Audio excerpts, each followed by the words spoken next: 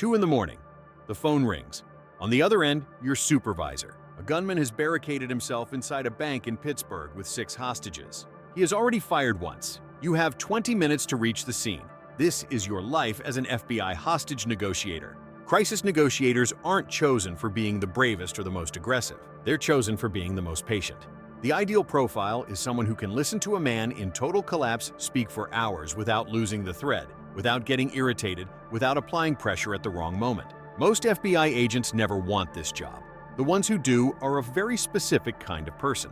You arrive at the scene, and the first thing you do is not pick up the phone. You listen. Local commanders, witnesses, anyone who has had contact with the suspect in the last few minutes.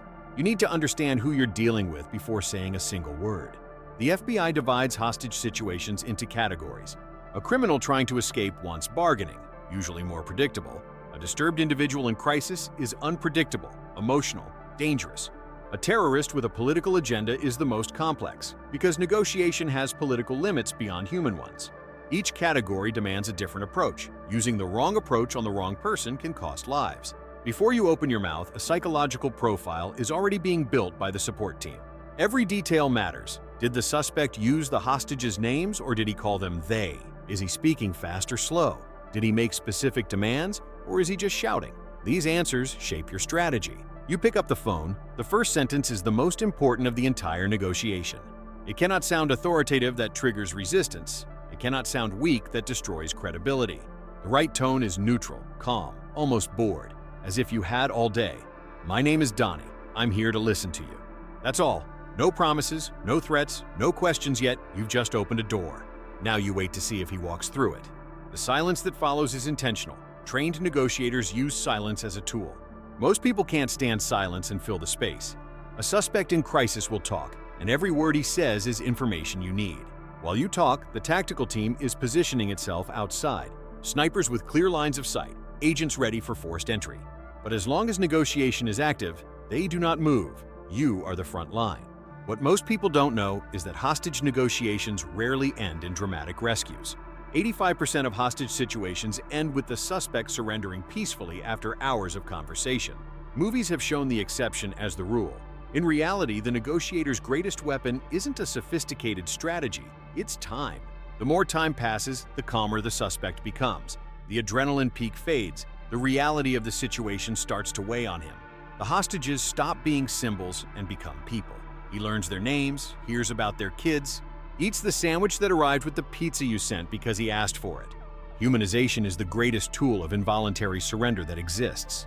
You never negotiate alone. There is an entire structure operating while you speak. Someone listens, someone who writes down every word the suspect says and identifies patterns. A coach, usually a more experienced negotiator, stands beside you and passes notes with suggestions without interrupting the call. A psychologist analyzes the suspect's profile in real time. A commander makes the tactical decisions. Your job is to speak, their job is to think. You cannot do both at the required level of quality. There is a core technique taught in the FBI's negotiation program called active listening. It's not simply hearing, it is demonstrating that you heard in a way the suspect can perceive. You repeat the suspect's last words as a question. You name the emotion he is expressing without judgment. You're angry because you feel you were betrayed. It's not agreement, it's acknowledgement. And acknowledgement is what a person in crisis needs more than anything else. 4 hours have passed. The suspect asks for pizza, cigarettes, and for his girlfriend to show up. You have already released 2 hostages in exchange for these requests. Whenever he gives something, he receives something. Never the other way around. This is an absolute rule.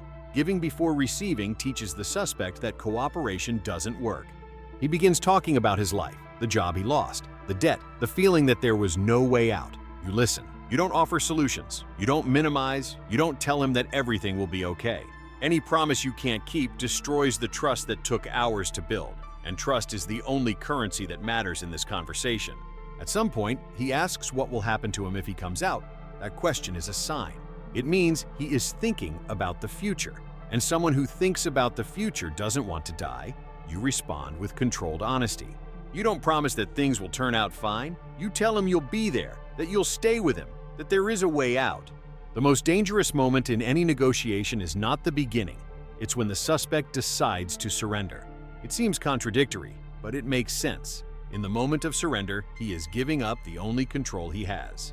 Some panic at this moment, and the situation escalates again. You guide the surrender like a script, step by step. Put the weapon on the ground, step away from it. Walk to the window with your hands visible. Each step is confirmed before moving on to the next. Nothing can be improvised now. The tactical team outside is listening to every instruction and positioning themselves accordingly. When he walks out with his hands up and is restrained on the ground, you are still on the phone. The job doesn't end with the surrender. You keep talking, maintaining calm, confirming that everything is happening as agreed. Until he is handcuffed and far from the weapon, the negotiation remains active. The hostages leave 6 people who walked into a bank in the morning and spent 5 hours on the floor with a weapon pointed at them. They will need psychological support for months. Some may never enter a bank again, others will have flashbacks for years. You sit on a bench outside and finally release the breath you've been holding for hours. Someone brings you coffee. Your hand trembles slightly, not from fear, but from adrenaline that suddenly has nowhere else to go. The debriefing begins shortly after.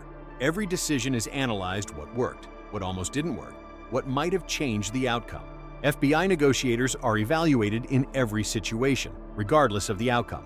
A peaceful surrender achieved through poor decisions is just as problematic as an escalation that happened despite correct decisions. The process matters just as much as the end. The FBI's crisis negotiation program was created in 1973 after the 1972 Munich Olympics massacre, where 11 Israeli athletes were killed following a negotiation that failed catastrophically. The world realized that sending armed police officers to talk to terrorists without specialized training was a recipe for disaster. Today, the FBI trains negotiators from across the country and from international police forces. The basic course lasts 2 weeks and covers crisis psychology, communication techniques, behavioral analysis, and real-time simulations. But most of the learning happens in the field. Every real situation teaches what no manual could ever cover. The best FBI negotiators share something in common, something that isn't written in any manual. They are able to genuinely care about the person on the other end of the line, even knowing what that person did, even with hostages in danger, even exhausted after hours of talking. It's not performative empathy, it's real, and people in crisis can sense the difference within seconds. You arrive home in the early hours of the morning. Your family is asleep. You won't be able to explain what the day was like, not completely, not in a way that makes sense to someone who wasn't there. Part of the job stays in your mind, and it doesn't come out easily. This is what FBI hostage negotiators do.